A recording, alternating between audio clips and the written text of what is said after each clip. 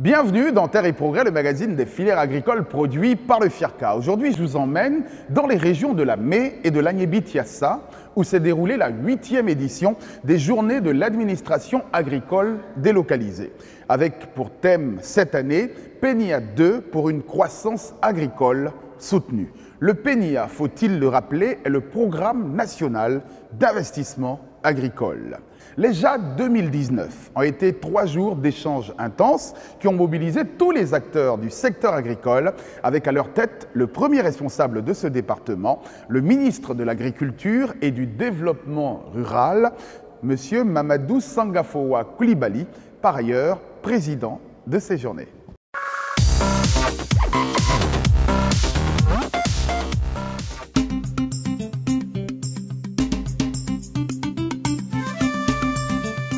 Le PENIA 2 pour une croissance agricole soutenue. C'est le thème central autour duquel s'est déroulée du 17 au 20 juillet dernier la 8e édition des Journées de l'administration agricole délocalisée, JAD 2019, dans les régions de la Mé et de l'Agné-Bitsiassa. Cette année encore, le soutien du FIRCA à cette activité phare du ministère de l'Agriculture et du Développement rural, Minader, était marqué par la présence effective du président du conseil d'administration, M. Touré Jean-François, et de son directeur exécutif, M. Hatsin Yao Léon. Les JAD 2019, placés sous la présidence du ministre de l'Agriculture et du Développement rural, M. Mamadou Sangafowa Coulibaly, ont bénéficié du parrainage du secrétaire général de la présidence, M. Hachi Patrick. C'est par une conférence inaugurale portant sur le bilan du secteur agricole de l'année 2018 et le modèle de mise en œuvre du Programme national d'investissement agricole, PENIA 2, animé conjointement par le directeur de cabinet adjoint du Minader, M. Kwaku Kwame Aporture, et le directeur général de la planification, des statistiques et des projets au Minader, Dr Nouhoun Coulibaly, qu'a démarré le mercredi 17 juillet la 8e édition des JIAD à la Maison des Jeunes et de la Culture à Adzopé. Après la première génération du Programme national d'investissement agricole, PENIA 1, qui a mobilisé 1600 milliards de francs CFA sur 2040 milliards de francs CFA, soit 80% de 2012 à 2017, avec 8% de croissance agricole par an, le PENIA 2 qui part de 2018 à 2025 et qui vise une agriculture plus compétitive et créatrice de revenus équitablement partagés, est évalué à 12 000 milliards de francs CFA. Pour l'année 2018, première année d'exécution, plus de 1650 milliards de francs CFA ont été mobilisés, à noter M. Kwaku Kwame Aporture. Le FIRCA, instrument professionnel au service des filières agricoles et de l'État, dont la mission principale est de mobiliser des ressources financières auprès des filières de production agricole, de l'État et des partenaires au développement en vue de financer des programmes liés au progrès en agriculture, par la voix du président de son conseil d'administration, s'est prononcé sur son rôle dans la mise en œuvre du PENIA.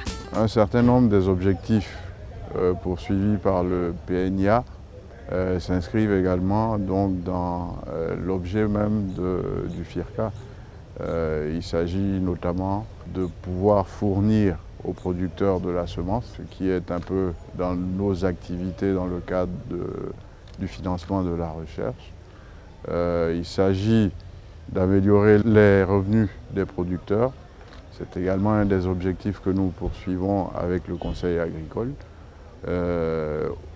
Globalement, je note que l'objectif est vraiment de moderniser notre agriculture.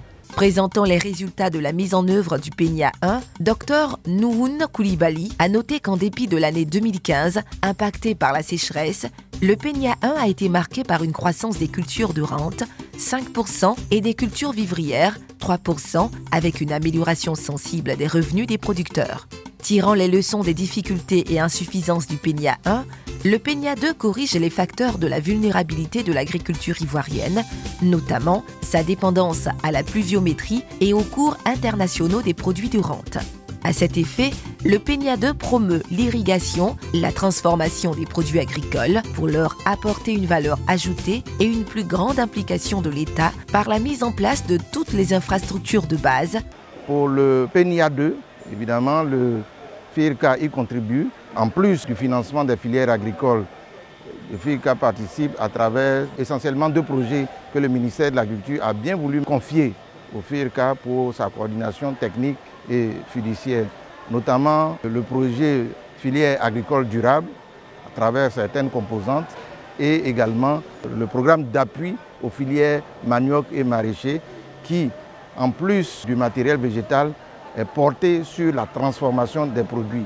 La présence du FIRCA au JIAD 2019 se justifie en grande partie par sa volonté de présenter aux acteurs du monde agricole et aux nombreux visiteurs le projet d'appui au développement des filières manioc et maraîchères Pro2M qui lui a été confié par l'État de Côte d'Ivoire et qui est financé par l'Union européenne à hauteur de 11 milliards de francs CFA. Ce projet a pour objectif d'impulser la professionnalisation des filières agricoles, manioc et maraîcher, par la mise à disposition des nouvelles technologies au niveau de la production et de la transformation. Il y a une composante serre qui permet de mettre à disposition des 10 opérateurs des serres de production agricole automatisées qui permettent de maîtriser tous les aspects de production maraîchère. Au niveau du volet manioc, nous développons une approche intégrée parce que le manioc, c'est une culture qui est déjà bien répandue au niveau de la Côte d'Ivoire, mais nous sommes rendus compte qu'il y a une désarticulation entre les variétés qui sont produites par les producteurs et les variétés qui sont transformées. Généralement, on estime qu'il y a beaucoup de manioc, mais les transformateurs se plaignent du fait que les variétés qui sont proposées par les producteurs ne sont pas celles qui sont vraiment rentables au niveau de la transformation. Donc le projet promeut une approche intégrée qui part de la production de matériel végétal à la transformation et au marché. Les populations de la zone rurale située sur l'axe Saoué-Bakanou-Brikisso-Yaobu, dans la région de l'Agnébitiassa, garderont longtemps encore de bons souvenirs de la deuxième étape des JIAD 2019. Ces populations longtemps enclavées par l'état dégradé de leur voie de desserte viennent d'être soulagées par le reprofilage de la piste coloniale qui leur servait de route. Ce sont en effet 57 km de route qui ont été réhabilités à hauteur de plus de 640 millions de francs CFA par le Fonds de développement EVA, FDH, sur proposition de l'Association des professionnels du caoutchouc naturel de Côte d'Ivoire, APROMAC, au profit de 13 villages du département. L'APROMAC est venue remettre 57 km de pistes rurales, auxquelles il faut ajouter 4 km de reprofilage léger dans le village de Saoué, soit un total de 61 km de pistes. Le ministre de l'Agriculture et du Développement rural, M. Mamadou Sangafoa Coulibaly, qui recevait officiellement l'ouvrage à Saoué, au nom du Premier ministre Amadou Gon Coulibaly, parrain de la cérémonie, a promis aux acteurs du secteur agricole que le renforcement des infrastructures agricoles va connaître un coup d'accélérateur.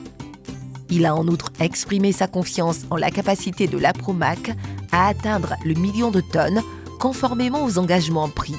C'est pourquoi il a réaffirmé l'engagement du gouvernement à continuer de prendre des mesures permettant aux planteurs en général et aux évéaculteurs en particulier d'amortir les chocs en cas de difficulté. La troisième étape des JIAD 2019 a été marquée par la présentation du modèle d'intégration de planteurs villageois dans la filière banane dessert en expérimentation sur les blocs des villages de Kanganianzé et Nianda, commune de Ndoussi, département de Tiassalé. À cette occasion, le directeur général des productions et de la sécurité alimentaire au ministère de l'Agriculture et du Développement rural, M. Gorebi Kwaku Marcel, en a divulgué la fiche technique. 7 milliards de francs environ ont été consacrés à la relance des plantations villageoises sur 2 sites. Un à Niakaramadibou et un sur lequel nous nous trouvons ce matin. La mise en œuvre de ces 2 projets pilotes a démarré en 2016 sur le site qui nous accueille ce matin. Il s'agit d'un bloc de 200 hectares sur lequel sont installés 10 planteurs, dont une dame, soit 20 hectares par petit planteur. Le bloc est entré en production en mai 2018 avec environ 3500 tonnes de bananes dessert produites, dont plus de 80% exportées sur le marché de l'UE. À fin juin 2019, quelques 5200 tonnes ont été produites avec l'entrée en production d'autres parcelles appelées à s'accroître pour atteindre 8000 tonnes.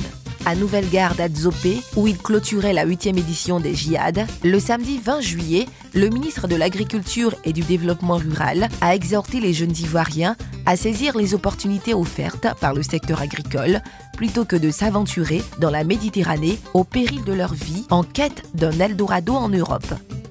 Monsieur Mamadou Sangafoa Coulibaly a également rappelé que dans la deuxième génération du Programme national d'investissement agricole, PENIA 2 2018-2025, les 31 régions du pays ont été regroupées pour constituer 9 pôles de développement agricole, intégrés ou agropoles. La 8e édition des JIAD avait pour objectif principal, pour le ministre de l'Agriculture et sa délégation, d'aller à l'écoute des producteurs des régions de la Mé et de l'Agné-Bichiassa afin de s'enquérir de leurs conditions de travail et de trouver de façon concertée des solutions à leurs préoccupations. À cette fin, le ministre de l'Agriculture a achevé chaque étape de la mission par des audiences avec le corps préfectoral, les élus et cadres de la région, les organisations des producteurs et les services déconcentrés du ministère. Véritable fête agricole, symbolisée par le défilé des différents groupements qui ont effectué massivement le déplacement, les 8e JIAD ont aussi servi de prétexte au ministre de l'Agriculture pour procéder à la remise de matériel roulant et de kits de production agricole à des groupements de productrices agricoles. Le ministre Mamadou Sangafoa Coulibaly a également décoré en élevant au rang d'officier dans l'ordre du mérite agricole des acteurs du monde agricole et rural qui, par leur dévouement, ont marqué le développement de notre agriculture avant de procéder à la visite des nombreux stands, dont celui du FIRCA. Merci d'être resté en notre compagnie. Terre et Progrès pour aujourd'hui, c'est terminé. Retrouvez l'émission sur notre page Facebook, notre chaîne YouTube ou notre site internet firca.ci. Je vous souhaite de passer un excellent week-end et rendez-vous la semaine prochaine.